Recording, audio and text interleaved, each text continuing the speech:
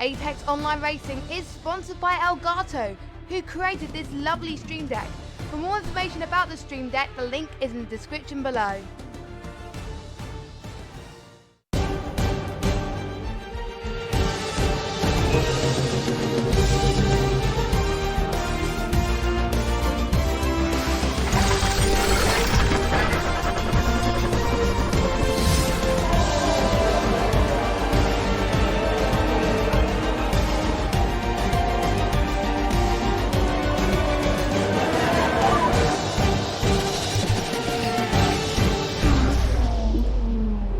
Good afternoon, ladies and gentlemen, mothers, fathers, daughters, sons, brothers and sisters. This is the Apex Online Racing iRacing Formula 3 League, round number 3 at the, round number 4, beg your pardon, at the Canadan Tire Motorsport Park. My name is King-Kodiak and I'll be your commentator throughout this evening's race. First mistake I've just spotted is I've completely forgotten to refresh the skins, so everyone is going to turn white during this qualifying session. Welcome along to you, ladies and gentlemen. Hope you are doing well. We are in the qualifying session for this round. 10 minutes of single qualifying, so everybody is out there at the same time, but nobody can get interfered with by anybody else. So no one sees anyone else, can't get blocked by anybody else, and they can't, yada yada yada. You get the idea. Okay, so we have got 30 drivers for this evening's race. Absolutely fantastic turnout for the festivities to come. Just making sure that I have got everything correct. Looks like I have. I remembered to do the things I usually forget, bar the fact that I didn't have the skins correct. Looks like we are good to go. So, in this 10-minute qualifying session, everybody that is with us has 3 laps in order to do the best possible lap they can, and from which decides the grid for our feature race. 2 races per round, a feature race and a sprint race. And as we look at Erka Lindström just flying underneath us in the Sim Sport News car. Whilst that is going on, I'm just going to have a bit of a refresher of the championship positions. They are, as such, Mr. Elbrink leading the way pretty comfortably at the top of the table, 72 points clear of Ross Woodford. Then it is Barton, Reed, Ryan, Holstein, Andre, Ferrani, Rasmussen and Lindström rounding out the top 10 there. Our teams are, as such, Radicals Online very comfortably up front with 127 points clear of the Sim Sport News Racing Green team. Then it is Team Tepper, AOR Orange, Comrade Gaming White, Baguette, Sim Sport News Racing Black, NHR Esports, AOR Red, and SimSport News Racing White, rounding out our top 10. So, let's see who we've got where. Ross Woodford is our current poleman with a 108.537. Very short circuit, bumpy as you like. Now, I think we had the GTEs here. Me and Stevie had the GTE cars here, and it was interesting. It was either GT, no, or was it the Formula Renault?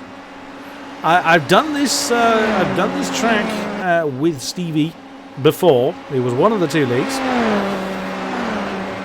I want to say it was the Formula 3s, but there we go. Well, Formula Renault 3.5s rather. Oh, it was GT. It was one of the 2. Never mind. So, Ross Woodford is our current poleman. Phil Reed in second. 108.599, our championship dominator, Mr. Elbrink. And when I switch to any car, they're going to turn white because I've refreshed the skins. Oh, no, Paul has been dethroned by Christoph Holstein. 108.751 on the board for him. A new name to the league. There's a couple of names that are blank, or aren't coloured correctly on the overlay, as you can see. They're new names to the league, that's why that happens. That it gets corrected at a later date. So, oh wow, very nice entry there. Private entrant of, I'm not sure how to pronounce this exactly, but I'll go with Hoisin Walsh. But wow, what a start! 108.479 jumps this person, jumps Walsh up into 3rd position. Ross still holding on to that top spot. Phil Reed has his day is done. He will start no higher than 2nd. And Andre has jumped up to 4th with a 108.544. As Ross is just crossing the line again, he improved on his already impressive pole time up to 1:08.305. Nicely done. Luke Barton is up into 5th position. And that is the end of Luke's day. Oh, Holstein back up into 4th with his last lap done. And he will now park it. Where is Mr. Elbrink? There he is. And oh, he's pulled over. He will start no higher than 7th. Luke Barton jumped up into 6th by the end of that. Where is Erkan Lindström? There he is. He's carrying on. Now, I am not so familiar with this particular track, so I am likely to get lost on where we are and likely to get corner names wrong, etc., etc. I am going to apologise for that in advance. As the last time I had anything to do with this circuit... Oh, that's my circuit map popping up. It appears black for some odd reason. The last time I had anything to do with this particular circuit was with Stevie. Oh, thank you, Stevie. It was the GTEs that we dealt with last time around, as Erkan Lindström is in 11th. Charlie Summers has jumped up to 10th place in the 350 AOR orange car. James Pinsker in the privateer entrant. I recognise the skin. That's the same as Ross Woodford. So it's one of the Team Tepper cars. In the 18th, car 86. Earl Smeege up into 7th place, 1:08.652. Now, I remember several of the GTE cars dying quite dramatically here. But wow, did me and Stevie have a hell of a lot to talk about. Overtaking is a bit of a premium at this circuit. And I distinctly remember several people really struggling to, we had a lot of sort of side-by-side action. Actually, Paul's out there again. He's down into 9th now. Very unusual to say. But then, it's a very short lap, so if Paul's got laps left to use, he will be able to, jump back to the pits and start again, essentially, which I think is what he's done. And stupid me, I opened up my track map and then shut it straight away. That was clever of me. Whoops. Let's try that again. There we go. 10 turns in this very twisty and quite underrated track. And I remember providing some amazing moments in the GTE League. Charlie Summers is up to 8th position for AOR Orange, the 350 car in 8th place, 1:08.688 on the board for Charlie. Let's have a quick look through. Well, we'll go through the names when we go through qualifying. There's 31 cars with us this evening. Fantastic. Well, we're glad to see a big, strong contingent that have come to join us. And I will say, I grant you it's a shorter lap, it's a 1:08 or thereabouts, but we are looking at 1.7 seconds separating 28 cars. Now, granted, the last 3 were in the kind of 1:12 regions, so 1:09, 1:10, so it may not necessarily be entirely representative because there's 3/10 in between them and Daniel Morris, but the top 25, 1.3 seconds on the board as Charlie jumped up to 7th position with that last lap with a 1:08.650. Whereas Paul, he's not going to improve. There was a 1:09. Well, he's carrying on. I mean, he's entitled to. Just extra practice for Paul.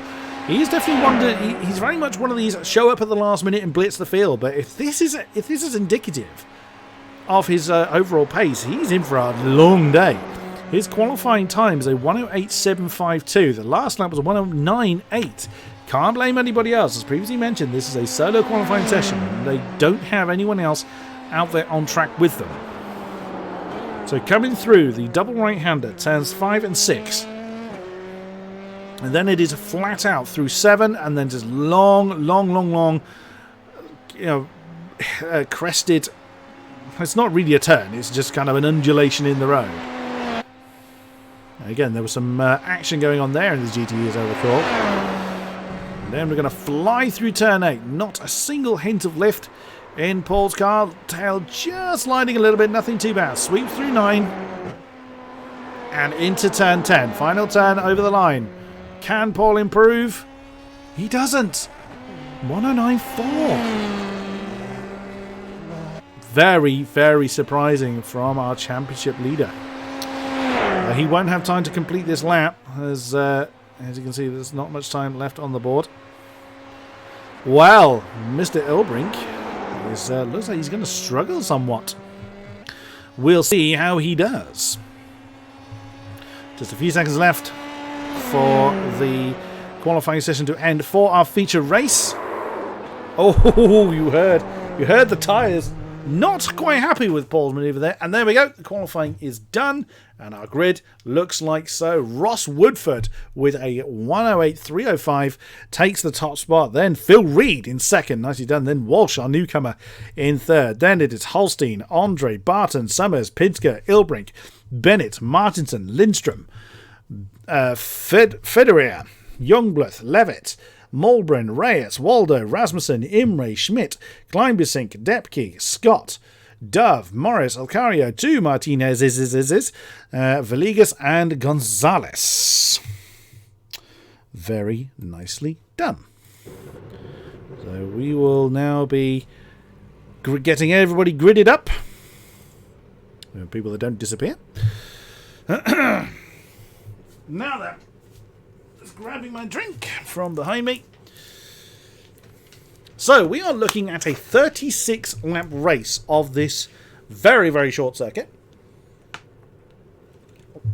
And then we will be having a break. And we will then have a one-shot qualifying session for our sprint race that will immediately follow this one. So do stick around, do stay with us. We have a lot of racing to do and a lot of fun, I'm sure. So no rolling start with this whatsoever. It is straight in and straight on with it. Just waiting for the last few cars to grid up. That's what so we're on the third row at the moment as we're looking at Christoph Holstein. Oh, here we go. We are getting ready to go racing. The lights are on. The revs are rising. It is time to wind them up and let them go. Who is going to control the wheel spin? Who's going to be bravest on the brakes? Let us see as we come into the first corner in anger.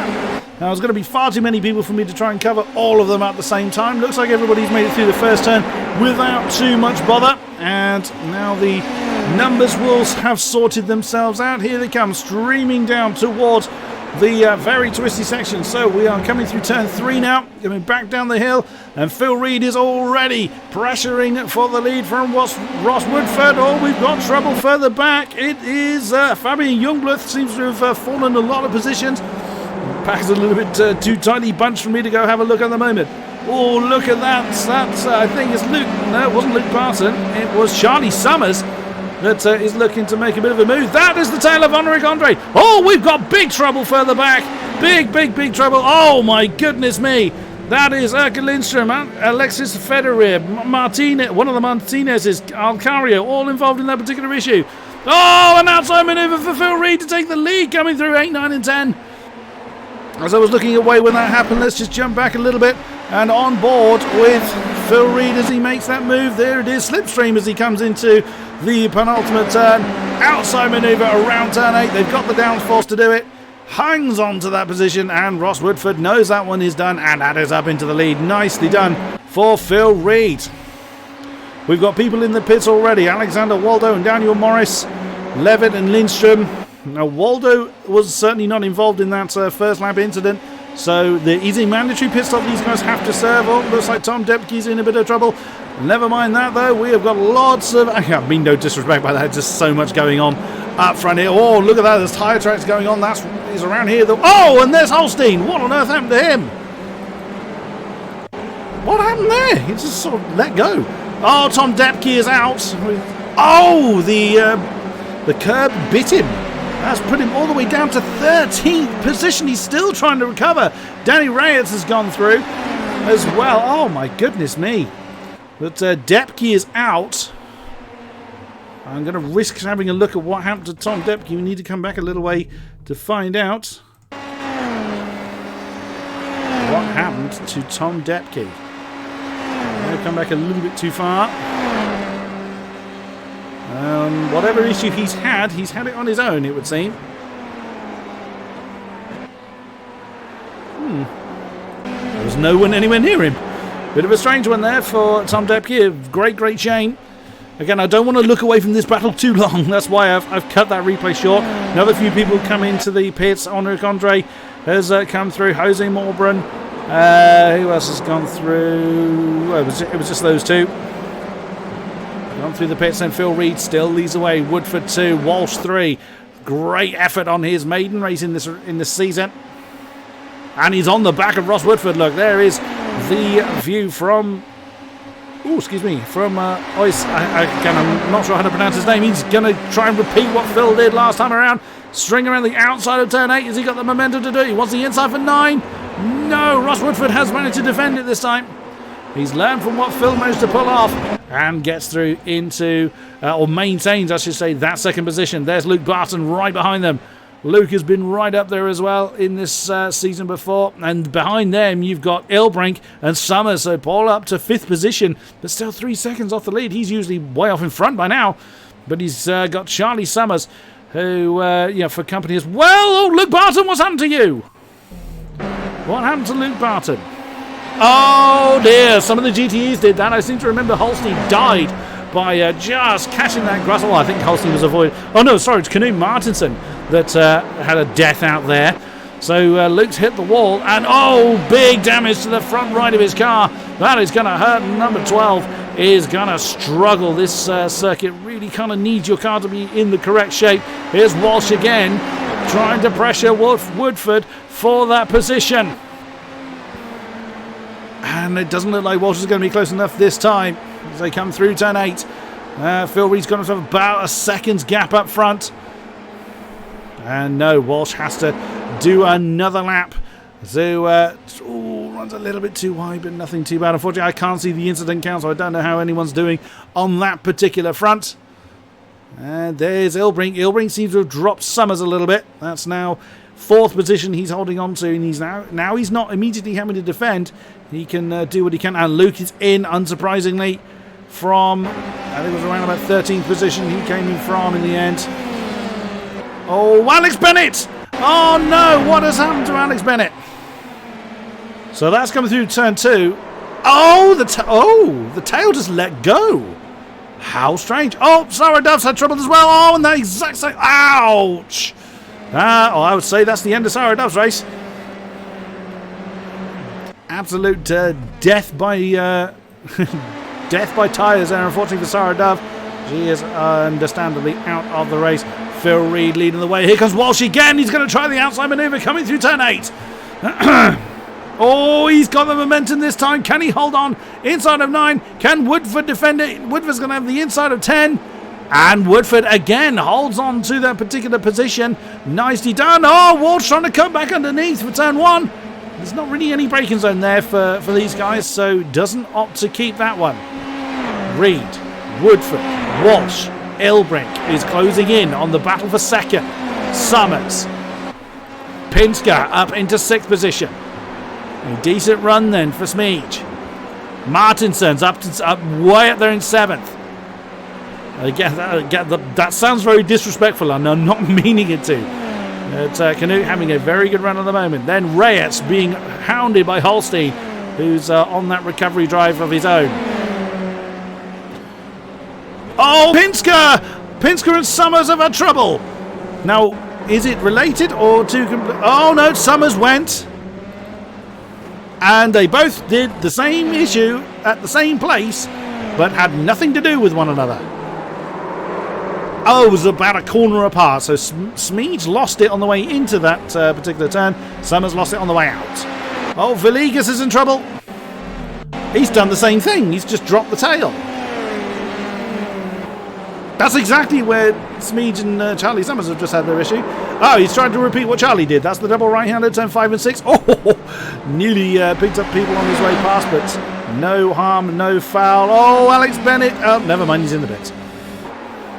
Walsh still right on Woodford's case there in the background. You saw Paul Ilbrink getting into his stride now. Fastest lap of the race so far is in the hands of Phil Reed up front. 2-second lead for the AOR orange driver. Just about heard Canute Martinson up to 5th position with Charlie and James's problems. Charlie Summers 8th, James Pinsker 9th. as a result of their issues. Here we go again from the tail of Ross Woodford. That's what he's got. Car number 37, the privateer entrant of Oisin Walsh. There he goes. Can he get the move done though? Oh, well and truly before he gets into turn 8. Second position for the newcomer. Very, very nicely done. And there you see Elbrink not too far behind. Oh, Villegas is in trouble again. What's happened to Jorge Villegas? Ross Woodford's coming to the pits. Oh, Villegas has run a little bit too wide on the exit of turn 6. Oh, what a shame. Oh, nearly clouts the ball as he's trying to recover. Where does Ross Woodford reappear? Oh, he's just hit his pit box. It's about a between 25-26 second pit lane loss. Looking at the numbers at the moment, there he goes. Where's he going to reappear? That's looking from the gearbox of Ross. He's going to filter out. That is Miguel Martinez. The 93 car just ferries out in front of him in 15th position. Ah, that's the one that doesn't have the colour on his overlay. So there's Walsh. He's now going to have a lot of company from Elbrink, but in fairness, Walsh was nearly a full 10th. Oh, in fact, he was exactly a 10th quicker than Paul Elbrink last time around. Doesn't sound a lot, but when it's the championship leader you're racing against, you take anything you can get. Oh, Danny Rietz is being challenged by Charlie Summers as the 350 AOR orange car sweeps around the outside of the Radicals Online car number 69. Nice clean move from Charlie there, and that is Christoph Holstein, car number 9 for Comrade Gaming.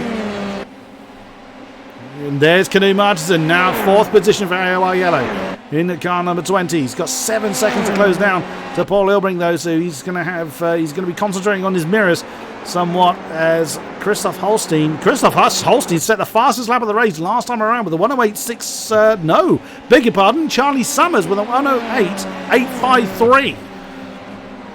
So they're chasing on to try and recover their lost positions. So Canute's going to have a lot of company very, very soon. Phil Reed leads by 2.5 seconds. Ross Woodford, what's happened to you? You are... oh no, just after your pit stop as well.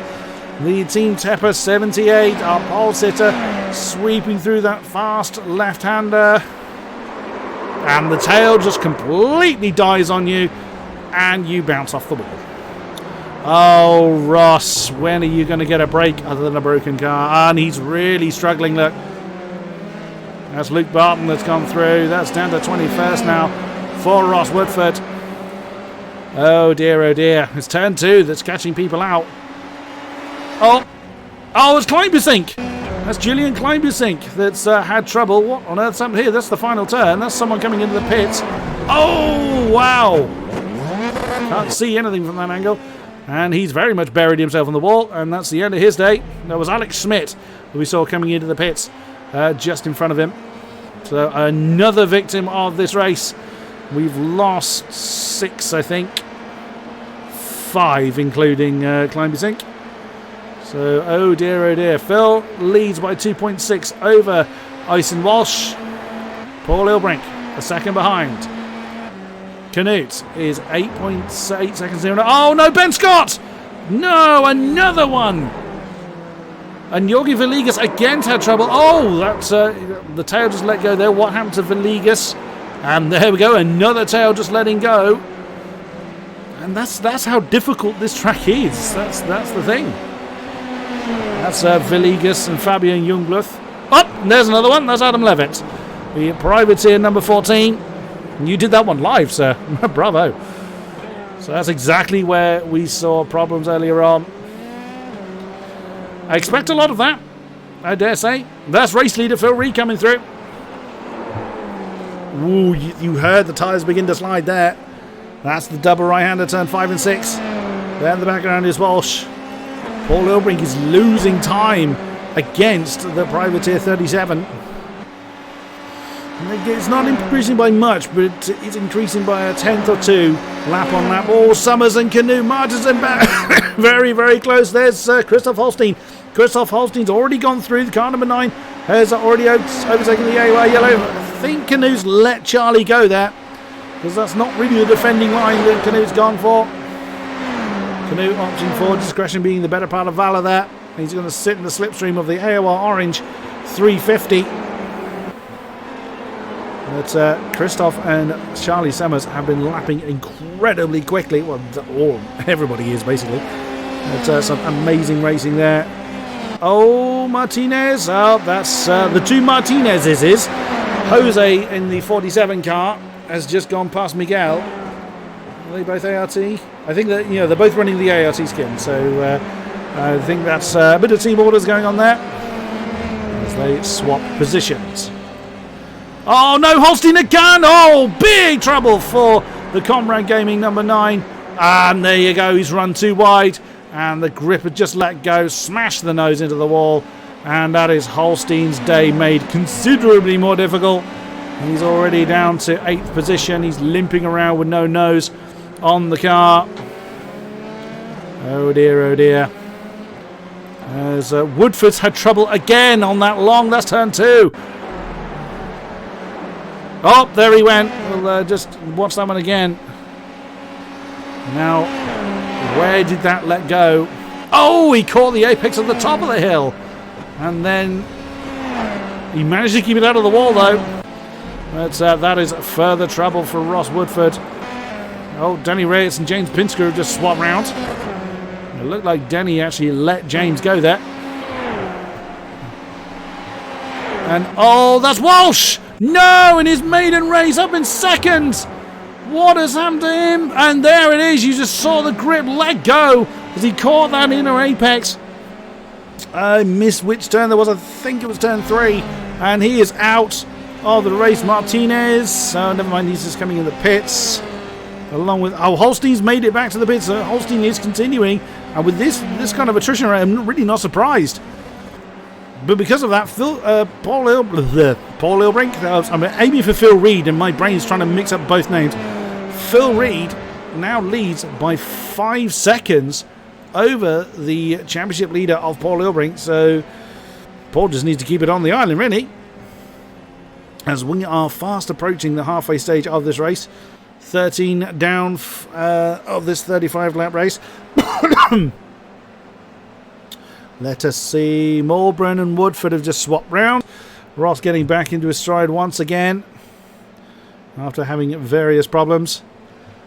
And they are continuing on their merry way. Rasmussen and Imre. That's a battle we haven't looked at. This is for 7th at the moment.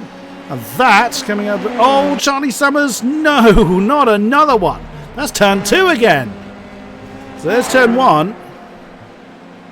And it is so bumpy on that downhill section. It's downhill well, the camber is a little bit awkward. And there it goes. Once again, another spinner into that long turn 2. As Canute Martinson, James Pinsker's gone through. And Danny Rietz doesn't quite make it through as well. Oh, Henrik Andre's in trouble. And he's actually out. So something has happened to Henrik Andre. Well, let's follow this replay through. I bet you anything is at the same turn. So the team back at car 33. Down the hill for yep, the tail started to let go. He's tried to hold it, and he's buried himself in the wall along with Sarah Duff. So that's another retiree from this race. And there'll be another one, Fabian Youngbloth. And too much. That's exactly what happened to Christoph Holstein.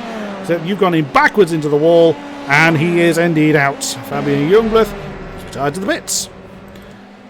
Oh, Gonzalez and Ben Scott, very, very close, coming through the final turn. Oh, that's, beg your pardon, that's Carlos Acario that's in that match. No, it isn't. It was Gonzalez and Ben Scott swapping round as Ben was getting very, very out of position down the deadly turn 2, and it's claimed Gonzalez. He's into the wall as well. Trying an outside manoeuvre there is almost suicide. He's carrying on though. Very heavily dented front wing. Oh dear, oh dear. Who to look at now? Who to look at? Let's have a look at James Pinsker and Charlie Summers. That's a battle for 4th. Doesn't look like Pinsker's going to have the pace to defend. No, he slots in behind Charlie. And nicely done. Oh no, Ross Woodford again. Turn 2 has claimed, has claimed Ross already in this race. And there he goes. I think this is probably more frustration for Ross. He knows he's that much quicker. It's just when frustration builds, especially with the circuit as unpredictable as this. Oh, Evan Imre and Nicholas Rasmussen a swap round. What happened there? That's not a turn. Oh, Evan was slow coming off that final turn. And Nicholas Rasmussen shoots through on the inside before they get through turn 1. Nicely done. Pinsker and Summers still battling. That's still for 4th. James on the outside sweeps past. Oh, what a move. Let's see how that all transpired again.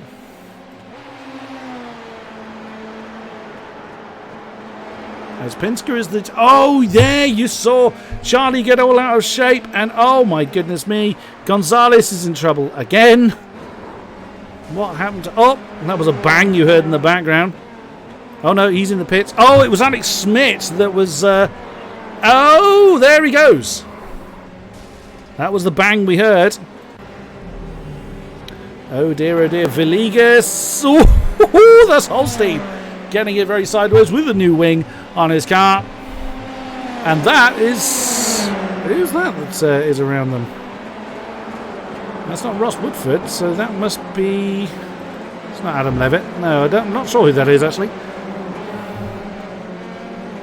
What a crazy race we are having. Jumping back up to this battle. This is Martinson, Summers, Pinsker and Reyes. 3rd, 4th, 5th and 6th in this big fight at the moment. And there in the background you saw Nicholas Rasmussen and Evan Imre.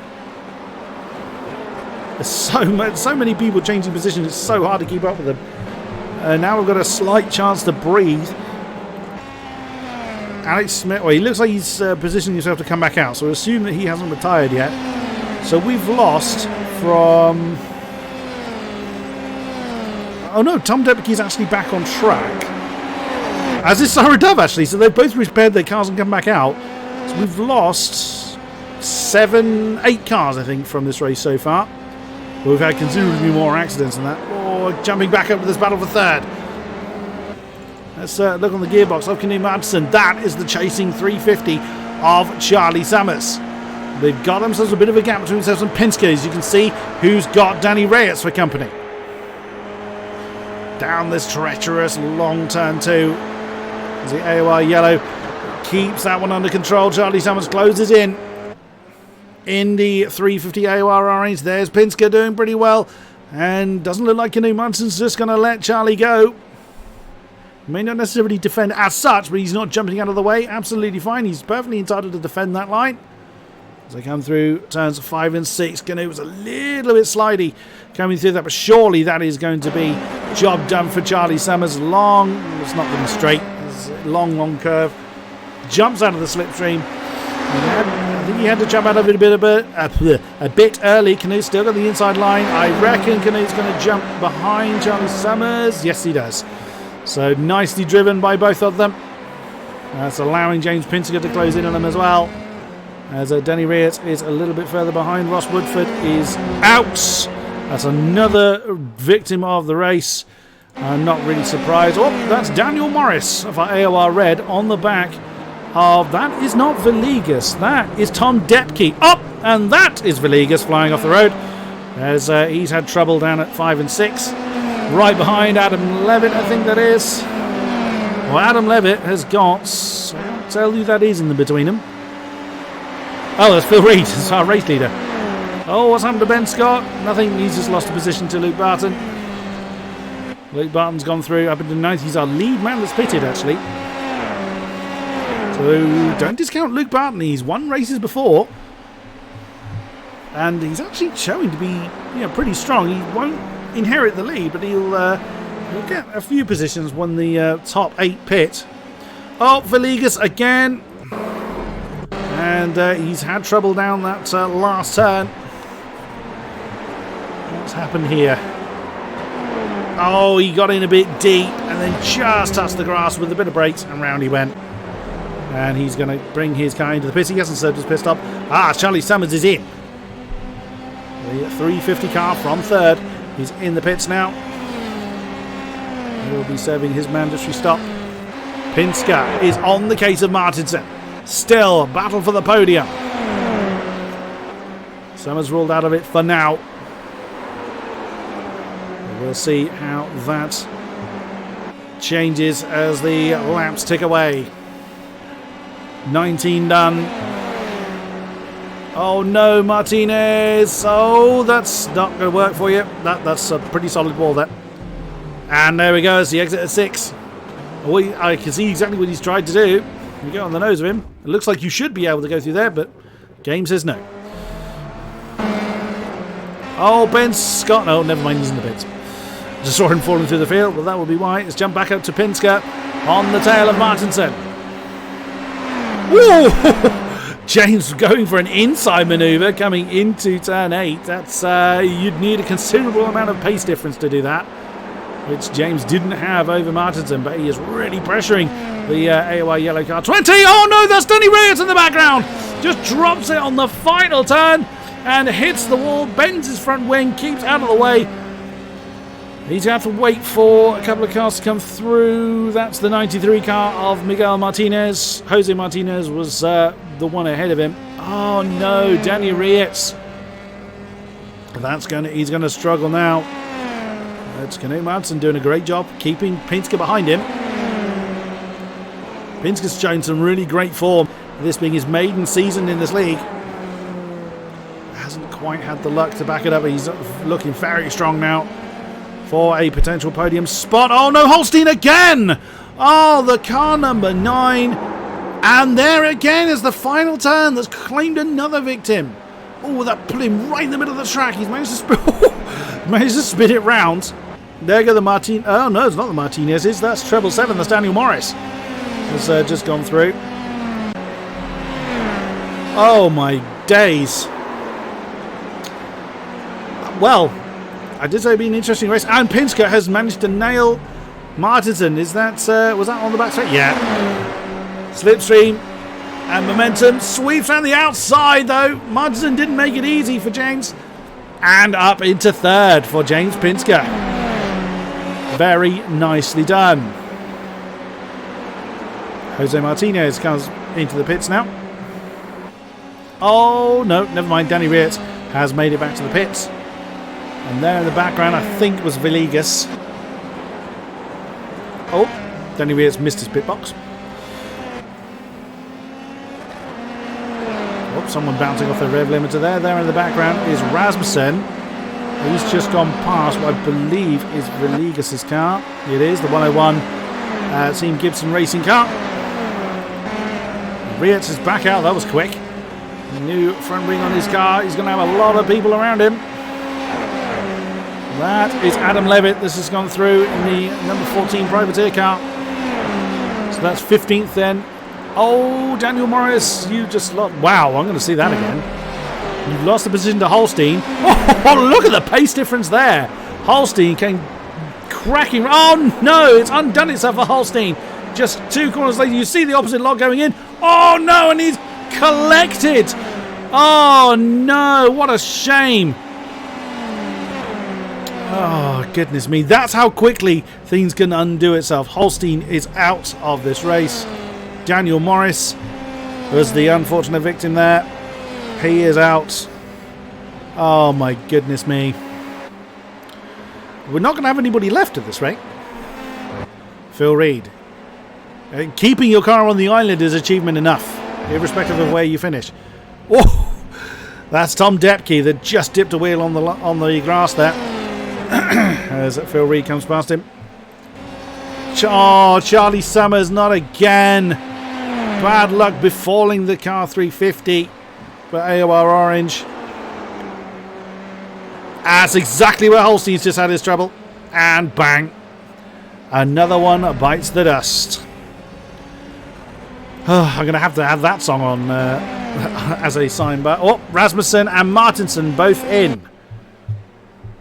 Serving their pits up. Not many people to come into the pits then. Phil Reed, Paul Ilbring, James Pinsker, Evan Imre now up to 4th. They haven't served their pits up, as hasn't Carlos Alcario. So still a few people to grace the pit lane. We'll see then how this shakes down. Oh, Martinson and Rasmussen coming out very, very close together. Knut comes out in 6th position with Rasmussen right on his case. Carlos Ocario's come in, and all sounds like someone hit the wall there. As Martinson and Rasmussen side by side through that lethal turn 2. And they live to fight another day. Alex Bennett in the privateer number 22. Oh, Alcario's coming out. Well, he's about to come out. In likely to be around 12th position. Oh, look at this battle forming here. This is a battle for currently 6th position. Martinson in car 20. 71 is Nicholas Rasmussen for NHR. Right behind them is Alex Bennett, the privateer, number 22. Goodness me. Oh, and look at Rasmussen. He's poised to strike on Knut Martinson. Can't get it done this time. Knut cannot relax whatsoever. As we are fast approaching the final 10 laps of this race. At this rate, everybody should be dead in the next 5 laps. So that we have 20 cars remaining. 11 cars have gone. Oh, Charlie Summers is getting going again. So after 2 minutes in the pits for the AOR 350, AOR Orange, sorry, 350. He's just going to come out ahead of Tom Depke. There's somebody else. Is that Phil Reed in the middle of them? Yep, it is. Race leader Phil Reed is right behind his fellow AOR Orange teammate. But with this many people having trouble, it is definitely worth coming back out again. Quite a few people haven't. Oh, Danny Reyes. Oh no, not again for the Radicals Online cars. Turn 2 once again. Car 69. And again, he's just caught that bump at the top. At least he managed to keep it out of the wall. Very nice slide there. And keeps it nice and clean. Rasmussen still can't overthrow Martinson. Evan Imre is in from 3rd position. AOR yellow.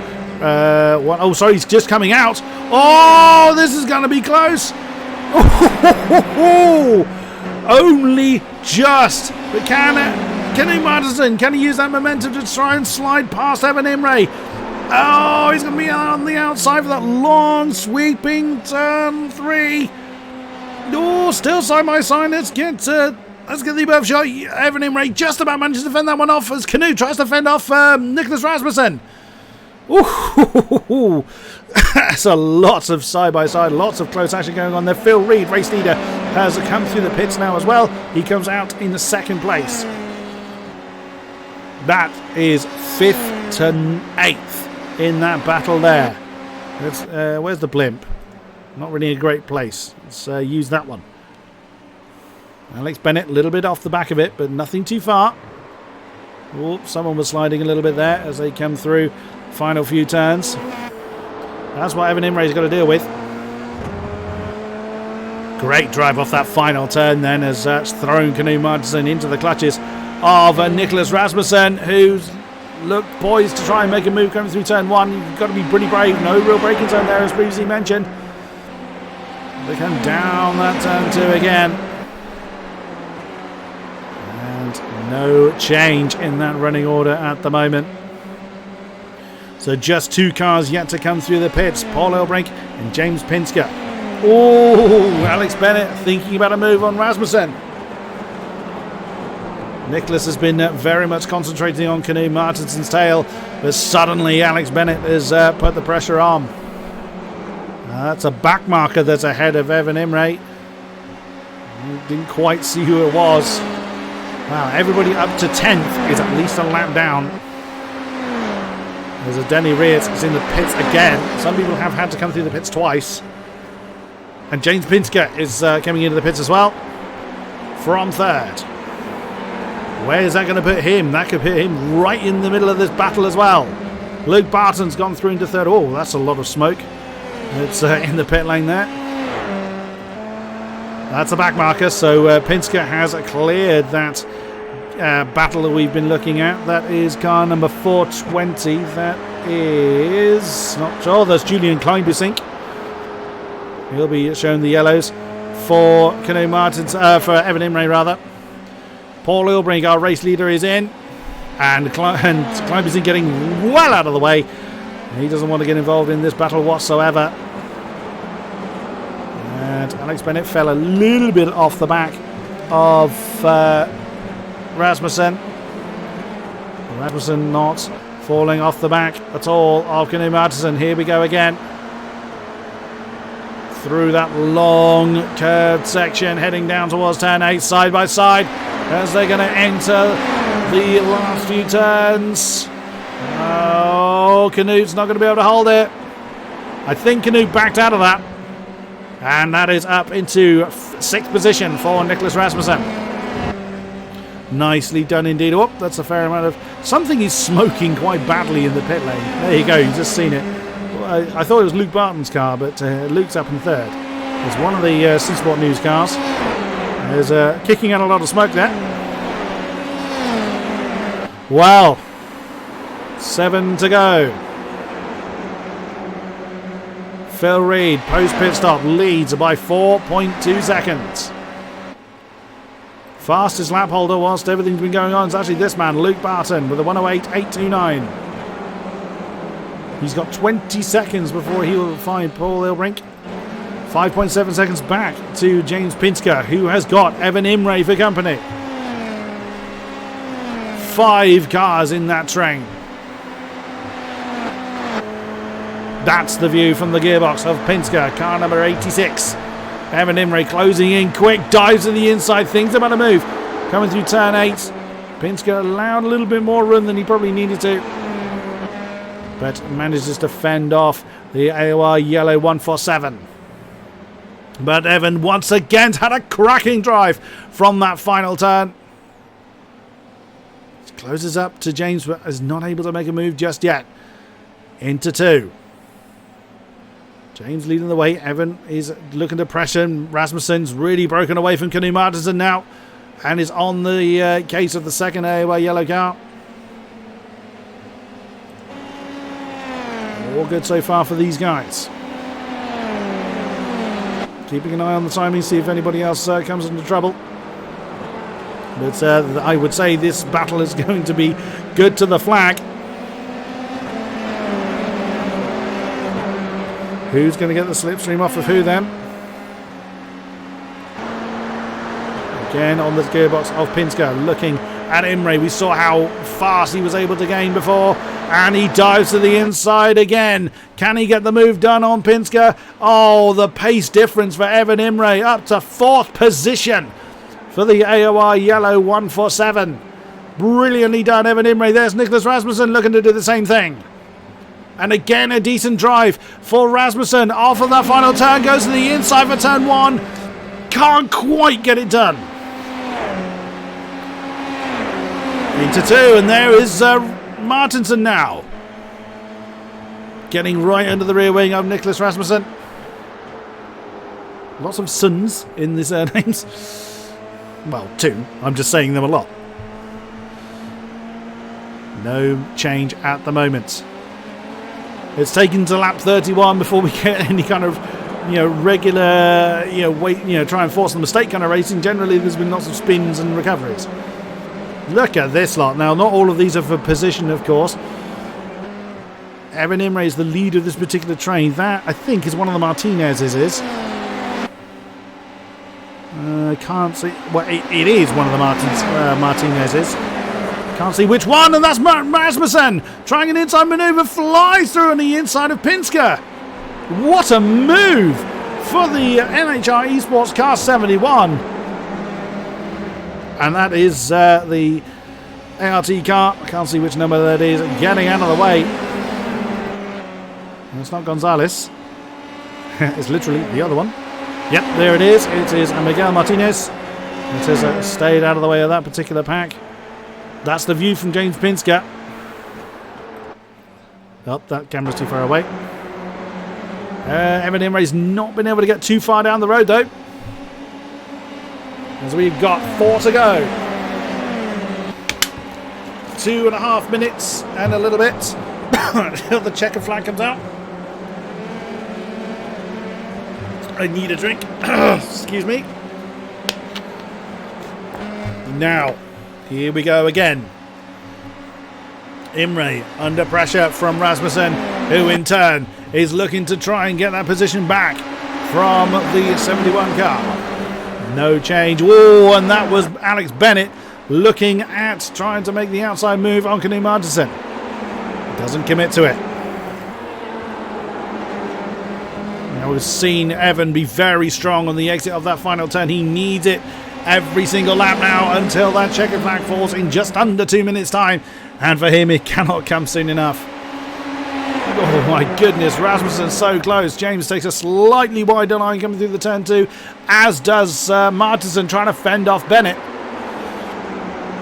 Let's get on the blimp. Where's the blimp? Oh, lovely shot from the blimp cam of these 5 cars, giving us an absolutely amazing battle all in all for 4th position. That's turns 5 and 6 as they're going to disappear into the trees. Nope, that camera's no good either. Pinsker looks poised. Rasmussen looks ready. That's all the alliteration I can immediately think of. Through the curve heading towards turn 8, Pinsker is getting Rasmussen's getting some pace. Evan goes for the defensive line. Someone's bouncing off the rev limiter. Ooh, and that was Rasmussen getting very, very fidgety, and Bennett has gone past Martinsson and all that going on as well. Nicely done. And a kick up of dust as well from the car, from the 22 car. Rasmussen still piling on the pressure. There's Pinsker trying to hang on to the back. They don't have long to go. Lap 34 of the 35. It is indeed 2 to go. Where's Phil Reed? He's got 30 seconds to beat the flag. That's turn 8, so he'll easily beat the flag. 2 laps remain. Or definitely 2 laps remain, I should say. I've been caught out by that lap count before, and I will not be caught out by it today. Oh, Bennett is very close to the back of Pinsker. Well, they're all very close to one another. Actually, Martinson's fallen a little bit off the back of them. Here we go again. Blimps in a great place for this. We can't quite see Knut Martinsson. He's fallen a little bit too far off the back. Is Bennett going to try and make a move on Pinsker? Yes, he does. The 22 car is going to try and overtake 86, and he's flown through. I think Pinsker let that one go, as the rate of difference was huge between the two as they start the final lap. The checkered flag awaits Phil Reed. He's just coming up to that long sweeping right-hander as these guys go back down the hill for turn 2. One mistake will send any of them off into the dust.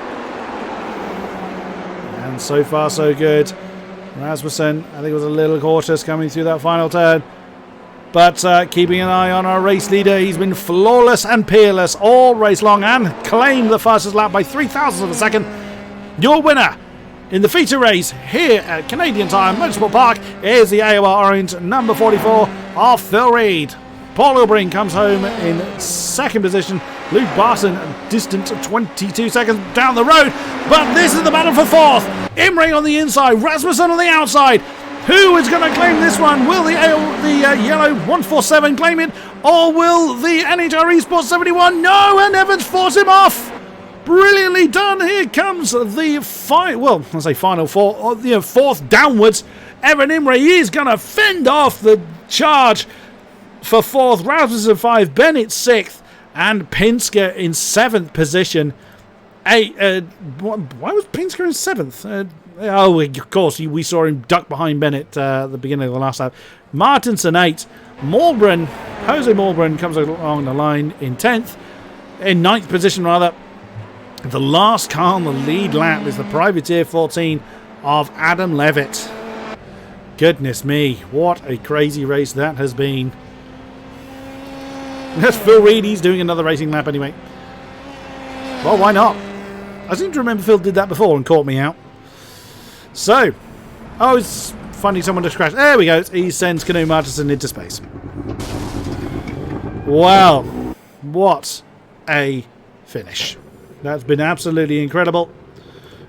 So then, this is how the results stack up for the feature race. Phil Reed was just untouchable all race long. Then it is Ilbrink, Barton, Imre, Rasmussen, Bennett, Pinsker, Martinsson, Malbran, Levitt, Scott, Gonzalez, Alcario, Martinez, Gleimbesink, the second Martinez, Summers, Depke, Rayet, Dove, Villegas, Holstein rather.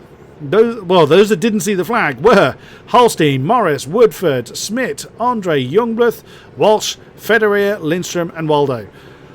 Holy moly, that was all kinds of crazy. But as I think that's Sarah Dove that's traditionally killing a car. Yes, it is. Well, what an incredible race we have had, and there is another one to do. So, whilst we get the session set up, do come back to us and we will have the sprint race for you. So, don't go anywhere. Come back to us soon and we'll have the sprint race underway.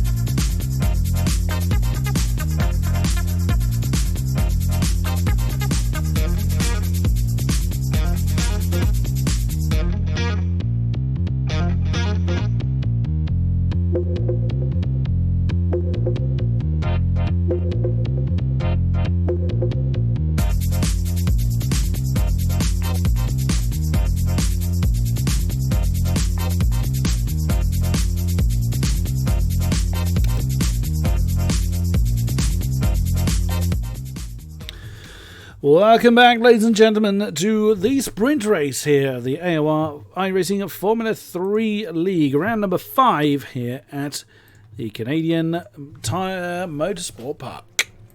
What a amazing feature race we had. And now the drivers get underway for the sprint race qualifying. 29 drivers have returned. Lost a couple along the way. 5 minutes is all they have to get out there, set one flying lap. And that is going to be it. Where's Phil Reed? There he is. We'll follow through our race winner from the feature race. We'll follow him through a hot lap just to highlight how treacherous this... But not that we need it highlighted, considering how many deaths we had last time around. Whoa, you heard the tyres sliding there on Phil's car. You can hear everyone else buzzing around. But of course they can't see one another. Can't be blocked by anyone, etc, etc. You get the idea. And someone's name unfortunately is blank on my overlay. Don't know who that was.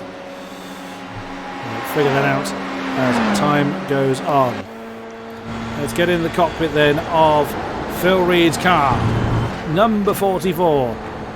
Dominator of the feature race. Here we are then as he rounds the final turn and floors it to begin his one and only time lapse. Sweeps through turn 1 absolutely flat out. You can see how the car bounces around as this track is pretty unforgiving. I think we've all got the idea. Steady as she goes through 2. And then down 2 gears.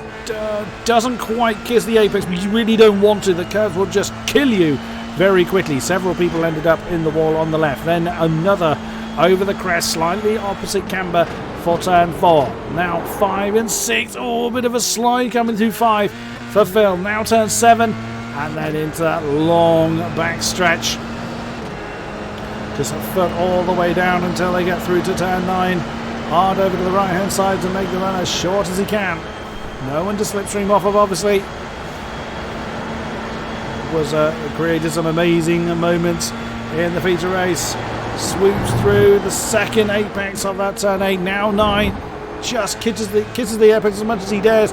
Then 10. So close to that apex line. Kicks up a bit of dust on his way out. Time starting to come on the board. And where is Phil Reed? A 107.9 for Phil Reed. My goodness me. The only time we've seen the 107s. As the times come flooding in then. Barton currently second, 108.1. Then Rasmussen with a 108.4. Oh, Ross Woodford! Once again, the Team Tepper, Kurt 78's got the pole. The only man to beat Phil Reed last time has done it again as far as times are concerned. Oh my days. So Ross Woodford has taken that pole time. Sarado's still out there. Who's still going? Charlie Summers has jumped up to 4th in the AOR orange car, number 350. Few people still to do their laps. Francisco Gonzalez, he's got time from there to finish it. Where's Julian Kleinbesink? He's just crossing the line with a 109.1. That puts him 12th. Alex Bennett has crossed the line with a 108.8. As invalid. Oh no, an invalid lap time from Alex. That would have put him in 11th or 12th. That's Daniel Morris. He is not going to have time to finish the lap from there. We'll provide him some valuable practice if nothing else. Paul Elbrink up to 6th, so still can't get close to that top spot. Slightly better than his feature race qualifying, but even still... not on the top spot where we're used to seeing him. We're on the front row at very least. Daniel Morris will be close, but not quite there when the checkered flag falls. We'll follow him the rest of his lap anyways. The only car on track at the moment. What have we got? About 10 cars that haven't set a lap time. And that's with the sprint race being a bit over 50% of the feature race distance. That's going to make their life pretty difficult considering how hard this track already is. Oh, actually, Morris is going to beat the flag. And what time does he get on the board? That's only 1:11.1, so he starts in 22nd, but that's ahead of those that didn't get a lap time on the board anyway. So it still jumps him up a few spots. Oh, we're back up to 31 cars. So everybody that was with us in the first race is back with us again. And that is the end of qualifying. So once again, Ross Woodford and Phil Reed on the front row. Then it is Barton, Summers, Rasmussen, Elbrink, Holstein, Pinsker, Lindstrom, Walsh, Martinson, Kleinbesink, Youngbluth, Federer, Dove, Imre, Waldo, Reyes, Depke, Mulgren, Scott, Morris, Andre, Bennett, Alcario, Martinez, Villegas, Martinez, don't know who the blank one is, as their name has disappeared from my list, Schmidt and Levitt. We'll figure out who that is starting in 29th in a little bit. Well, once again, a stunning effort from... Where is he? I'm trying to find his name in the list. There he is, car number 78. Mr. Woodford hasn't gridded up yet. That's why we can't see him. Mr. Waldo. Have a look at him. He's a fair way up the grid this time. 17th, I believe. So a decent effort there for the AOR purple car number 4. So, 23 laps is what we've got this time. As everybody returns to the circuit. And we will get this race underway. I think it's going to be pretty tense. Particularly for those that were one of the many that had trouble in the feature race. I think those particular are going to be very keen to... No, the blimp's too far away. They're going to be very, very keen to do something about scoring a good result in this race. We'll stick with the chopper cam for now. Come on, last few to grid up. Just waiting on one more now. And there we go. We should be getting the lights. And then getting... Here we go! Lights are on. The revs rise. It is time to wind them up and let them... Oh, it's a long old hold, and away we go! A cracking start from the second row from Luke Barton.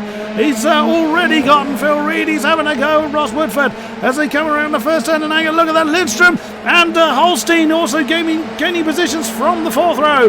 Here they come then, first time in anger, down the treacherous turn 2. It looks like Youngblood, it looks like lots of people have had trouble already. Schmidt's in trouble, Bennett I think is in trouble, Depke again, Andre, a lot of people further back having trouble, but Woodford has managed to fend off Luke Barton at the moment. Andre and Alex Bennett both out already.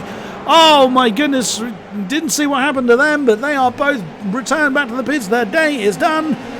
Here comes everybody else streaming through. Turns at 5, 6 and 7. Here we go again. Ross Woodford's got it all to do if he wants to try and hang on to the lead. That's the view he's got. Back to car number 12, Luke Barton, who had such a brilliant start. He's looking on the inside. Here comes Phil Reed. He's going to surprise Barton. That outside manoeuvre coming into turn... Oh, wow, turn 8. Barton tried to cover the line, but Reed was already there. Oh, well defended from Luke Barton as they come to complete the first racing lap. Nicely driven from both of them. As we've got... that's Alex Bennett and co falling through the field due to them being in the pits. Here comes Phil Reed. Oh, is he going to try and outside around turn 2? No. He thinks better of that one. Oh, who's out? That's Ben Scott, who's gone in the pits as well. If you're having to pit on the... Youngbluth and Tom Depke are also out of this race. What a shame. We've had so many people going. Villegas and Schmidt and Kleinbesink all in the pits as well. But already Woodford's got himself 1.1 seconds over Luke Barton. Charlie Summers right in there. Nicholas Rasmussen's not too far behind. Oh, no trouble. Alexander Waldo off the exit of turn 5. Oh no, big pardon, was off the exit of 6. He dropped it on his own. Oh, Luke Barton, Phil Reed. Oh, lovely outside manoeuvre for Phil. Slipstream down that backstretch and up into second for the feature race winner. He's got his sights very firmly set on Ross Woodford up ahead. As they sweep through turn 1 once again, Luke Barton still right on. Phil, actually, no, Charlie Summers is the one that is piling the pressure on. That's the view from the 350 car. He very much got out of that. Didn't fancy going side by side through turn 2, and I don't blame him, considering how many cars that corner has killed. It kind of just sound like a swarm of angry bees as they head towards the camera. And sweeping through turns 3 and 4. Fabian Jungbreth and Tom Depke are going again. So they didn't retire from the race. They just needed nearly 3 minutes in the pits. Look how defensive these guys are going. Oh, Daniel Moritz and Alexander Waldo's in trouble. Oh, that's a lot of trouble for Bennett. Luke Barton and Charlie Summers have swapped round. Charlie mimicking his teammate and flying through on Luke. Oh no! That was Phil Reed. Phil Reed overcooked into that final turn and nearly collected Luke Barton coming into the first turn. He looks set to chase off after Ross Woodford. Oh no, Alex Smith's in trouble. Ooh, you heard a slide of the tyres there from Woodford. I dare not look away from this lead battle at the moment. As now the lead AOR orange is Charlie Summers, Luke Barton right in there, trying to pressure for that second position. Oh, nice. Well caught there, Charlie Summers. Look at that, that whole pack is Summers, Barton, Reed, Rasmussen, Ilbrink, Holstein, Walsh and Lindstrom. And Phil Reed looking to challenge Luke Barton, Nicholas Rasmussen trying to do the same, and Phil nearly squeezed onto the grass as he's going to try and sweep around the outside of turn 8 once again. He's made that really work for him. Oh no, Phil's gone! Oh no, Phil Reed! He just was forced onto that inside apex, bent front wing, very heavily bent front wing into the pits for him, along with Rasmussen as well. What happened to Rasmussen? Didn't Nicholas Rasmussen have a problem there as well? Ah, yes he did. He got tangled up in that one as well. So a great shame for Rasmussen and Reed. But back up to the front, Ross Woodford now leads by 2.7 seconds from this battle. Summers and Barton very, very close together. As Nicholas Rasmussen comes back on track in 18th, Phil in 19th. So long way back, 26 seconds behind this particular part of the pack. There's no compulsory pit stops in this race either. And we've lost Alexis Federer. He is gone from the race. I think he's disconnected because he had made it back to the pits. And side by side, two side by sides going on, Barton and Summers and Elbrink and Walsh. Oh, Luke Barton, big old statement of intent there. And that's Paul Elbrink straight on Charlie Summers' case. So Charlie doesn't get any kind of respite whatsoever. Walsh is still in there. Holstein's still there. Lindstrom a little bit off the back of this particular pack. But Elbrink looking to try and do something about it as well. He's gone a little deep. And Walsh is looking to try and challenge. Ooh, again a bit of a slide as they come into turn 3. Oh, Holstein! Very nicely done. Opportunistic move from the Comrade Gaming number 9. And now is on Paul Elbrink's case. Oh, Carlos Alcario is in as well. Oh, shame for the number 29. Look at this lot here. Not the car I was aiming for. Barton's broken away from it. Summers has got a lot of company there. Elbrink, Holstein and Walsh all looking to demote him. Lindstrom's not too far off the back of this pack either. Let's get on the nose of Holstein through that final turn. He can't relax either. He can't just ignore the fact that Oisin Walsh is right behind him. And they come up to that treacherous turn 2. Holstein just backs up a little bit. Didn't fancy being that close to Elbrink coming down the hill. But remains very much in the slipstream. And that is Erka Lindstrom. That is closed into the back of a car 37. So Erka Lindstrom looking to get involved in this pack as well. And that's Holstein. Again, making himself known in the mirrors, but he's gone a bit deep. No, he hasn't. I thought he was going to fly off the road there at turn 5. Actually, has given him quite a decent drive off of that turn 5 through turn 6, and we can't see through the trees. So they stream on down that backstretch. Let's watch on the gearbox of Summers. There you can see that is Olsen Walsh challenging Holstein. Car number 9 having to defend hard side by side for the 2. And Walsh is going to have the inside line, but no, he lost too much momentum there. And Holstein holds on to that particular position. Very nicely done. Oh, Imre and Pinsker side by side coming through the final turn. Nice drive there for James Pinsker, up into 8th now. And that is Sarah Dove, who's having a cracking race this time around. And there is Kane Martinson and Denny Reyes in that particular battle. Another 5-way scrap going on. There behind is Jose Morgan. Oh, we've lost Walsh. Oysen Walsh is out. What happened to him? What on earth happened to car 37? Unfortunately, I can't see the incident limit, so he may have... Oh, that's what happened to him. He decided to disconnect before he died, essentially. But corner to turn 2 has claimed another victim. Back up to this battle here. Elbrink is close to Holstein. Oh, other way round. Oh, never mind there. Elbrink is close to Summers. Side by side through turn 8 once again. Oh, lovely drive from car number 10. Through into 3rd for Paul Elbrink. Nicely driven. Brilliant stuff. Again, I dare not look away. There's so many battles going on. Lots of people are doing side-by-sides. But again, I just dare look away from this particular battle. Charlie Summers getting very fidgety behind Paul Elbrink. We're not able to do anything about it at the moment. Oh, once again, that is twice that Holstein's... Let's watch that from the external camera. Because that is twice that Holstein's pulled that move off. So he gets a brilliant drive off of that turn 2, sweeps through. He actually drew alongside before they even got to the end of turn 2. Alex Smith is also out. So another victim of this race. Oh my goodness. So we've lost Henrik Andre, Alexander Waldo, Alexis Federier, Oysen Walsh and Alex Smith from this race so far. Still Woodford at the top of the shot. Unchallenged. That's a back marker. You can see that is, I believe that is Miguel Martinez. It is indeed. He's been through the pits. Quite a few people have. But it's the battle behind, and again, look at that behind Holstein. Charlie Summers trying to do something about his position. Not able to do so just yet.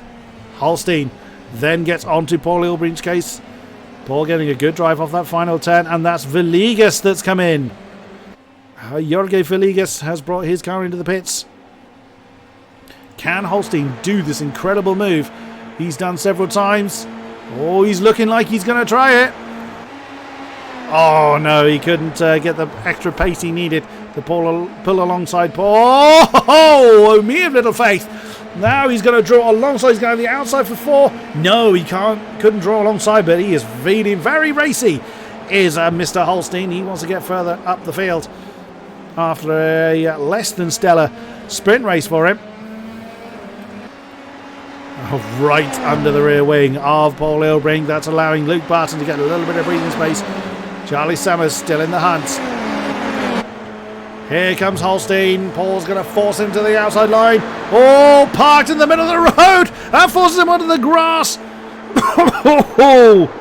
A conclusive defence there from Paul Elbrink. Denied the run there for Holstein. And Charlie Summers is about 6 tenths behind, so not able to challenge. Oh, I just realised I got... am I still in replay? I was still in replay, though. Silly me.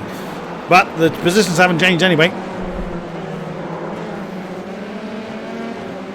So, onto the back stretch once again. Someone bouncing off their rev limiter.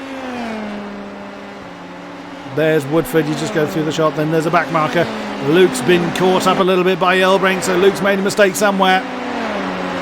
Luke was quicker than everyone around him last lap. He's made a mistake and he's fallen right into the clutches of Paul Elbrink. Let's get on the chopper cam.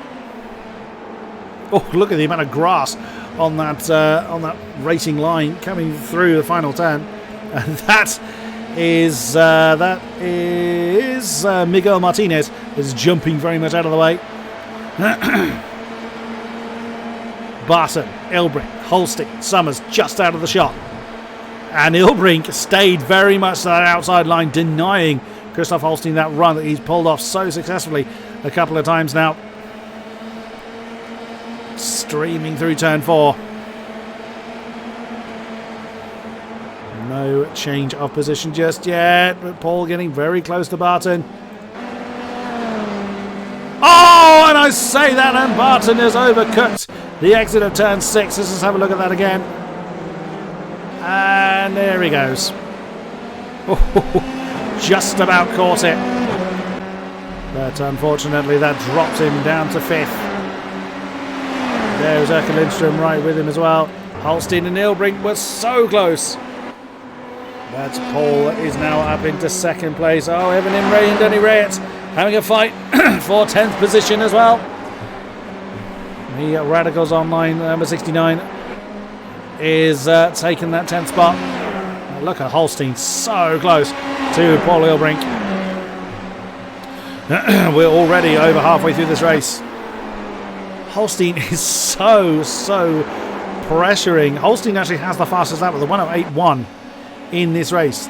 There you just saw Ross Woodford catching to the back of what I believe is Carlos Alcario. There's 2.6 seconds between Ilbrink and Woodford at the moment. Ilbrink has got a rear mirror full of Holstein. Holstein's not being challenged at the minute by Charlie Summers. Now the back marker gets out of the way. Is indeed Carlos Alcario. That would have cost Ross a bit of time. Is Holstein going to be able to catch and do anything about Paul Ilbrink? Not this time around. Quick check on Phil Reed. There he is. That is Francisco Gonzalez directly ahead of him. Nicholas Rasmussen directly behind. Then they've had a new front wing on their car. This is why they had to come into the pits. They're 25 seconds behind this map. As Phil Reed has overtaken Gonzalez up into 14th place.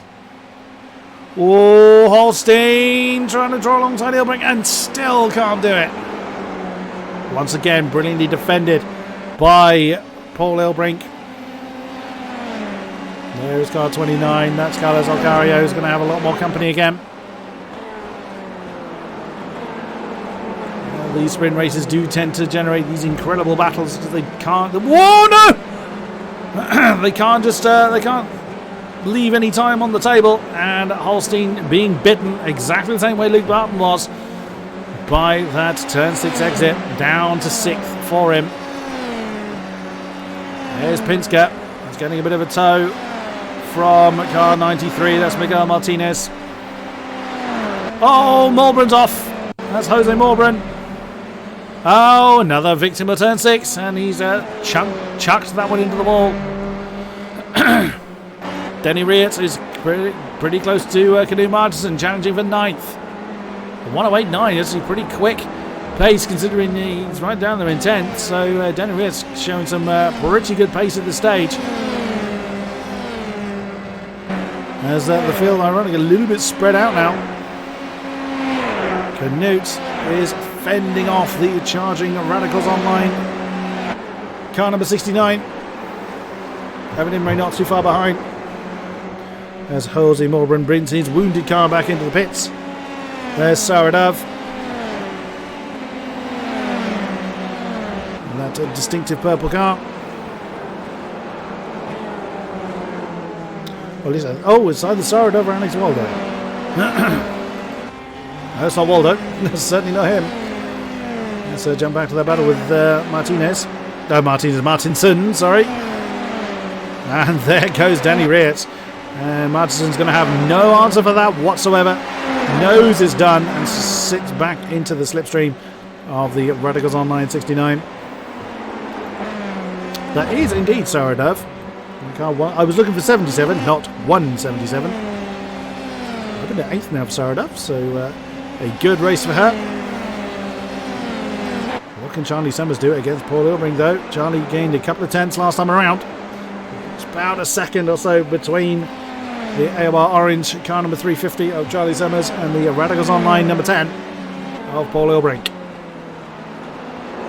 Ross Woodford still leads the way by 2.7 seconds. And the Team Tepper number 78 has claimed both pole positions.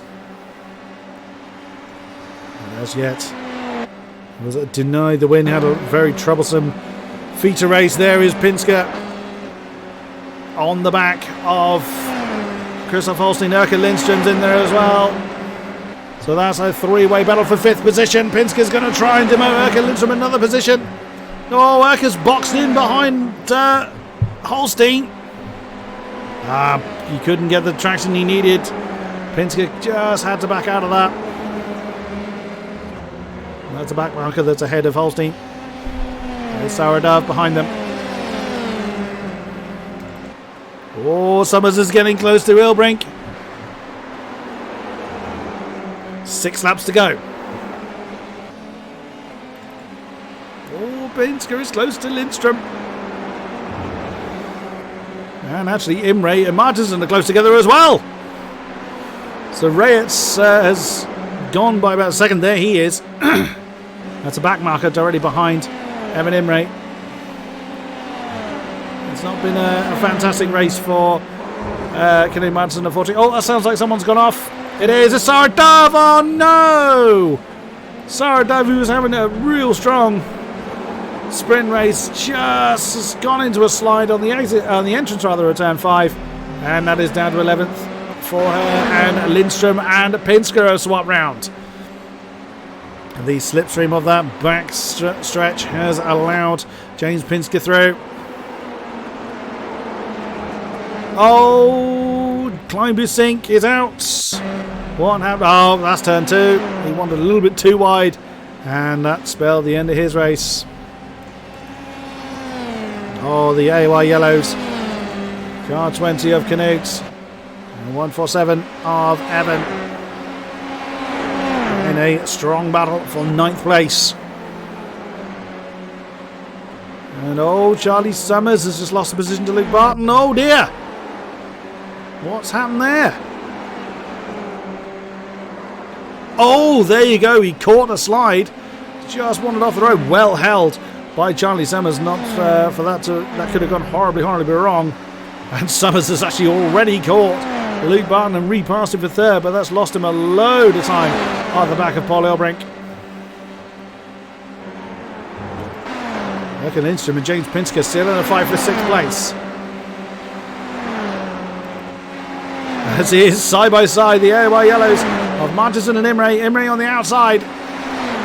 Is Evan going to try and string this one around turn 8? Was he inside a 9? Canute tried to turn in, but Evan was there. Can Canute fight back for its final turn? Yes, he can. Let's get on the chopper cam. Oh, well defended by by Canute Martinson. Brilliantly driven by both of them. Evan Imre held that one brilliantly well. That could have gone into a big old twisted metal mess, but it's brilliantly done.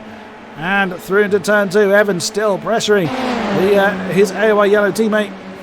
Oh, and tries to cut back underneath him for turn 3. They can't make it happen. Erkan Lindstrom and James Pinsker fighting for 6th still. Equally spaced apart as the AOR yellow pair. Goodness me. Not far to go, less than 4 laps remain. And Canute's off! Oh no, the battle between Canute and Evan. And it's gone into a slide, tried to catch, well, did catch it, but has lost him a position to Saradov. Sarah's back into the top 10. And on goes Canute. He's got Phil Reed for company now. There he is in car 44 with the fastest lap of the race with the 107.9. Matching his qualifying pace.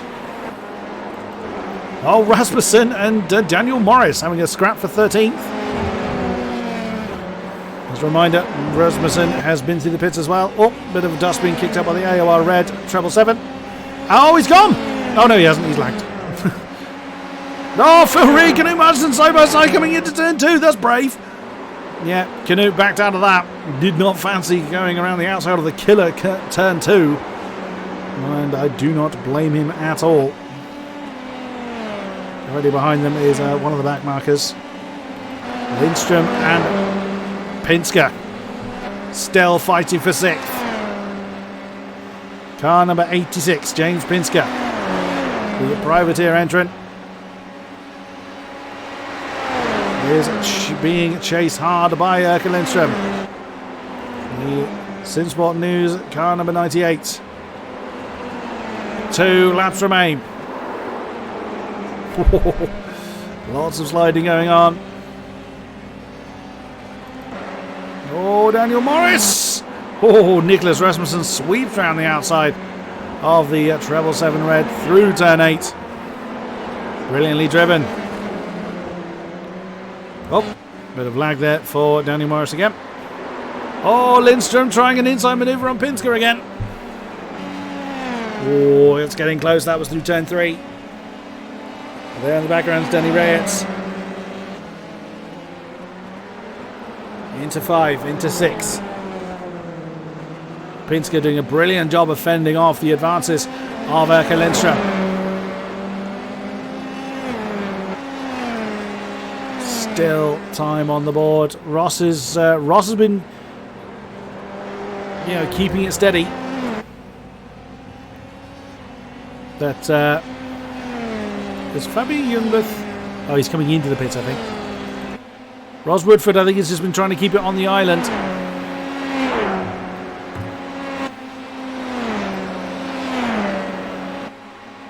But he is doing what he can as we are into the final lap of this race. 30 seconds before the checkered flag will fall.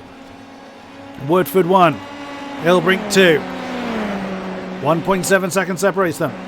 4 seconds down the road is Charlie Summers. There is Luke Barton and Christoph Holstein fighting for 4th position. Pinsker and Lindstrom still having their battle for 6th. Danny Reyes is right behind them. Oh, that gets close. Evan Imre and Saradov are fairly close together for 9th. The checkered flag is out and awaiting this man, Ross Woodford. Pole in both races, and he has claimed the win this time. Your winner in the sprint race here at Canadan Tire Motorsport Park is car number 78. Ross Woodford, chased home by Paul Ilbrink. Car number 10, Charlie Summers, will round out the podium. Barton will fend off Christoph Holstein for 4th. Where is Pinsker? Oh, is he going to be claimed by Lindstrom? Who's going to... Oh, by 200ths of a second. Pinsker holds on to that spot. By nearly 500ths of a second. Goodness me. Pinsker just holds on to 6th position from Lindstrom. Danny Ray at 7. Evan Imre barely fends off Saradov for 9th. Phil Reed finishes in 11th. Canoe Martinson 12. Rasmussen up to 13th in the end. Morris 14. Gonzalez 15th. That's Adam Levitt.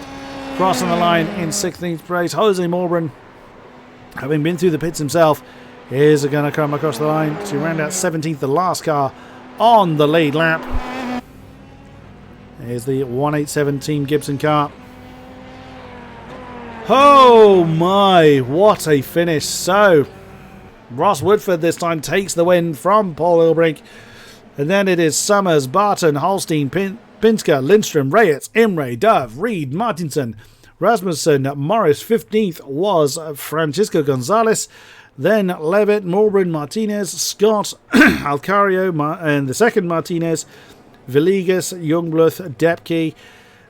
Climbers saying those that didn't see the flag were Bennett, Walsh, Smith, Federer, Waldo, and Andre. Holy moly. That was as crazy as I expected. That's the wrong image. Goodness me. Now, I am going to be curious to see what people have to say about that one. Let's see who we can find who is wanting to have a chat to me after that incredible, incredible race. Let us see. We have got Nick Rasmussen and Paul Ilbrink. Let's have a chat with Car 71, Nicholas Rasmussen. Hello, Nicholas. Hello. Well, you had quite a mixed evening. Seeing the pit lane in both races is not normally ideal, but you had quite a strong fight back. But wow, did you have a lot of fighting to do in feature race in particular? Talk us through it. Yeah, we had a problem with the car in qualifying, so I got some phantom damage. I'm sure everybody got some damage during the race due to the track, but never got a lap together. So yeah, first lap was quite chaotic. I think I was P24 at the end of the first lap. Wow. And yeah, then the car just came to me, and I had great fun up there. It was fantastic getting up there through the field, and that was really good. Second race, got qualifying, got that together. Didn't get the race together. There was an incident up in front of me. I think it was on lap 3. Correct me if I'm wrong. Fortunately, it happened so that I got taken out basically due to the incident right in front of the pit lane, so I could just dive in, but there wasn't enough time to make up too much ground. So it was an all okay race, all things considered. Me and Stevie commentated on the GTE race here last season, and that was equally as chaotic. That track looks so bumpy. Is it as bad as it looks from our side, or is it even worse? It's even worse. I think I've counted 5 landmines. So if you hit them, it will send your car into the air. And there are several places, especially coming down the hill up near the hairpin. There's some patches there. You basically have to avoid them. At least I do, in order not to get sent into the air. So it's very, very tricky out here, and you always run the risk of getting taken out by landmine, basically. Oh my goodness me! Well, great effort nonetheless. Any particular circuit you're looking forward to as the season progresses? Monza, for example. I think that's gonna be exciting with these cars. You know, it's gonna be a lot of drafting. Obviously, it's gonna make it a lot of really interesting. Other than that, I think we got a good schedule coming up. Bathurst as well is going to be interesting. Looking forward to it. Good luck for the remainder of the season, Nicholas, and we look forward to chatting to you again. Same to you, man, and thanks for the broadcast. Have a good one. Always a pleasure. Thank you very much. Let's have a chat with our championship leader, Mr. Ilbrink. Hello, Paul. Hey. Well, for once, didn't get on the top spot, but even still, it looked like you was really struggling in the feature race, and then once again came good in the sprint, but even still, you still saw the podium. So great effort there, but talk us through it from your side. Well, I think my biggest issue was just the lack of speed in qualifying. I started the future race in 9th and then the sprint race in 6th, so that didn't really help too much, but otherwise than that, I think the race pace was okay. But there are these landmines here at Mosport, and I think I hit one in the future race, but I wasn't quite sure because my pace was only a few tenths slower than before, so I wasn't sure if it was because of damage or just the track heating up and lap times getting slower. But I was in second already at that point, so was contemplating on whether I should stop earlier or not, but seeing at the track map I saw some other cars where I would get behind and I might get stuck there or I don't know what, so I decided to stay out and just consolidate that second position, which worked well. And then sprint race, had a good pace, but again, Ross was just a little bit too far ahead once I got past all the cars, and there's not much I could do from there. Well, it was still an incredible race to watch. So even in your off day, you're still on the podium, which is just absolutely amazing to see. Did you expect to have a bit more trouble here, or did that catch you as a bit of a surprise? Not really. I didn't do a whole lot of testing setup-wise, but I did a fair bit of laps, and I knew that people were driving mixed downforce streams, so that could have been maybe more of an issue, but it was all okay with me running medium downforce and some guys high downforce. But it was reasonably easy to overtake once you got close to other cars on that long back straight, so it wasn't too much of an issue. So great stuff. Well done once again, Paul, and good luck for the remainder of the season. Right, Mr. Imre has made himself available to chat to us, so I'm going to grab him over. Hey there, Evan. Oh, hello there. Speaking of twice in the same week, fella, eh? Aye, it's just unbelievable. For those that didn't understand what we just said, it's we've spoken to Evan twice this week, as he did rather well in the GTE race at the beginning of the week. But wow, did you come alive in the feature race? My goodness me! No idea how that happened. I've had such a bad run lately. I didn't turn up last week because my dog dying. Oh no! I hear the field did a formation lap tribute though last week. They did. For my dog. Yeah, that was amazing. And tonight, after the DNFs, the worst run ever in this league.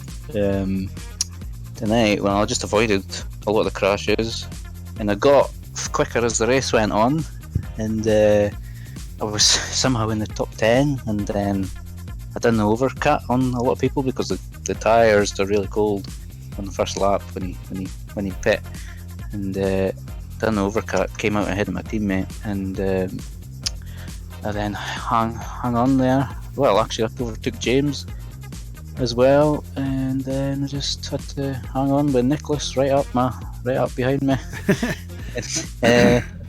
Finished fourth. That's actually my best result ever in a feature race in over 300 races. And it was deserved as well. You can't say you lucked into that, because that was just, the pace at the end was absolutely incredible. And you had a fair bit of fighting to do. I saw you really battling with Canute for a little while in the sprint race. Aye, the sprint was mental as well. I actually picked up damage after I got past him, and I don't know if you've heard of this phantom damage that you get from a couple of these bumps, side pod damage. I picked that up in the sprint race after having avoided it the whole feature race. No way. We gave everyone a fast repair for both races, just in case, and picked it up when it fell down to 11th. Sarah made a mistake, and then Canute picked up damage, and I just held on from Sarah at the end there to get 9th. So that's possibly one of my best nights ever in the league in terms of results. I mean, I wasn't 4th fastest or 9th fastest in the sprint. It's just all about, like, that famous quote: if to finish first you must finish. So. And avoid the death that this track seems to give. And with the GTE race we had last season was pretty mental here as well. Oh yeah, there was a couple of big crashes there in the GTE race. So it is quite dodgy. The track doesn't suit F3 cars for sure. Suit the GT a lot better. But yeah, man, what a great night. Well, I'll say something to Evan that only he'll understand. Grab yourself a beer there, lad. Alright, well, cheers. Take it easy, Evan. Catch you again soon. See you later. Mr. Pinsker was hoping to be able to grab a word with him, so let's grab him over. Hello, James. Hello. Well. Haven't you made a statement of intent in your maiden season? Yeah, I have to say it's going a lot better than I expected, and I'm enjoying the racing, so I'm just smozzle. Awesome stuff. Now, my God, did you have a lot of work to do, particularly in the feature race this week? I've mentioned in stream that you've certainly shown very impressive pace. Consistency and luck hasn't quite been on your side so far, but you really have come on quite well, I must say. What's it feeling like from your side? Yeah, the story of the feature, well, kind of, there was a lot of crashes going on, and somehow I found myself running in like effective P4, and then after my pit stop I just got kind of bad luck with, like, Evan got in my slipstream and then managed to just scrape past me, and then I just kind of got stuck behind him, lost a couple more places, couldn't get them back. That left me quite frustrated because I felt like I could have had a P4 in that race maybe, but in the grand scheme of things P7's still quite a lot of points. And then in the sprint, it just went quite well again. P6, solid result. Had a very fun battle with Urka. I don't know if you saw much of that, but we finished like 400s apart in the end. But yes, yeah. I saw the finish of it certainly. But yes, I spotted that one. Yeah, it was great fun. Great stuff. Well done, and keep it up. We look forward to seeing you on the top step soon. Okay, thanks. I hope we can get to that point, but it's still a bit of work. Great effort, James. Well done, and good luck for the rest of the season. Okay.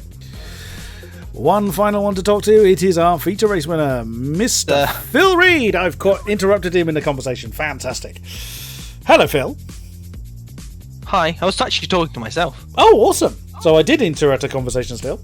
Yeah. Well, from highs and lows this week, where that pace was absolutely incredible. Your fastest man in both races, absolutely peerless in the feature race, and unfortunately just one mistake coupled with being punched in the face by Rasmussen, I think it was, and still finished in the top 10.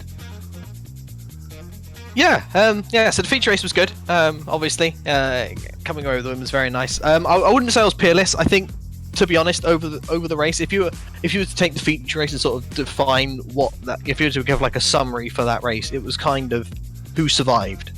Yeah. A bit.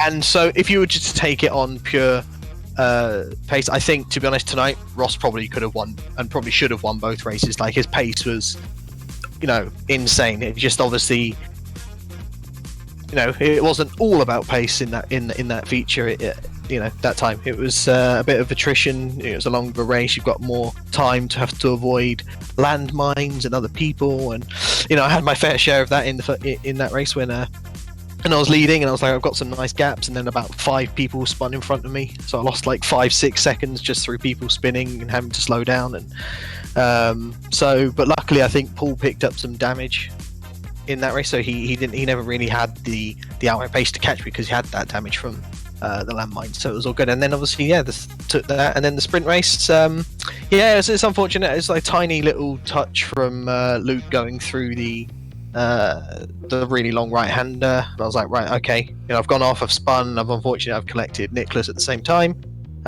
We both have to pit, and then we kind of follow each other a bit, or race each other a bit, trying to come back through the field.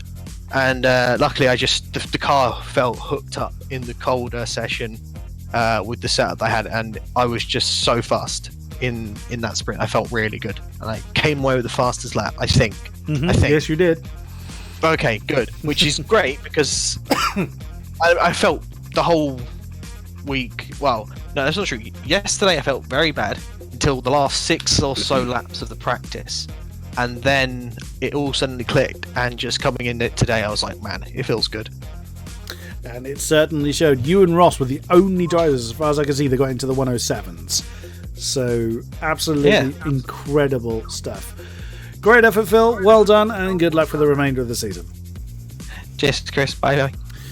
And that is going to be it for this evening. Thank you very much to those that have been with us throughout the stream. A great pleasure to have you along with us. Thank you very much to our sponsors. Without you guys, AOR would not continue to grow. And do come back to us next week for more AOR action for the Formula 3s, but there's plenty going on in between then and now. So until then, thank you very much, and good night!